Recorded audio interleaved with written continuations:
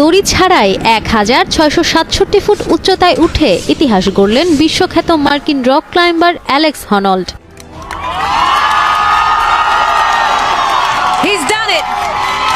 আকাশছোঁয়া উচ্চতা আর মৃত্যুর হাতছানিকে তুচ্ছ করে ইতিহাস গড়লেন তিনি।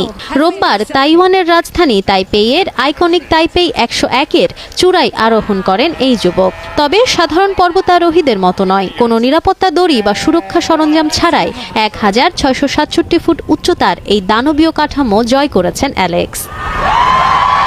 সকাল ৯টার দিকে যখন অ্যালেক্স আরোহণ শুরু করেন, নিচ থেকে হাজার হাজার মানুষ রুদ্ধশ্বাসে তাকিয়েছিল তার দিকে।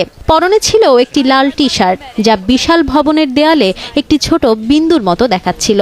আরোহণের সবচেয়ে কঠিন অংশ ছিল ব্যাম্বু বক্স বা বাঁশের আকৃতির মধ্যবর্তী ৬৪ তলা।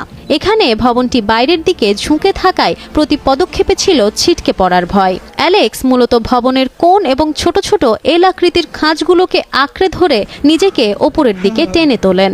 এই সম্পূর্ণ ফ্রি সোলো সরাসরি সম্প্রচার করেছে নেটফ্লিক্স। বৃষ্টির কারণে অভিযানটি একদিন পিছিয়ে গেলেও রোববার আবহাওয়া অনুকূলে থাকায় অ্যালেক্স তার চিরচেনা ক্ষিপ্রতায় মাত্র ১ ঘন্টা ৩১ মিনিটে চূড়ায় পৌঁছে যান। নিচে জড়ো হওয়া শত শত মানুষ উল্লাসে ফেটে পড়ে যখন অ্যালেক্স চূড়ায় দাঁড়িয়ে ২ হাত তুলে করেন বিজয় উল্লাস। এটিই ছিল বিশ্বের ইতিহাসে কোনো দড়ি ছাড়া উচ্চতম ভবনে আরোহণের record. Nafisa Noyal, Times today.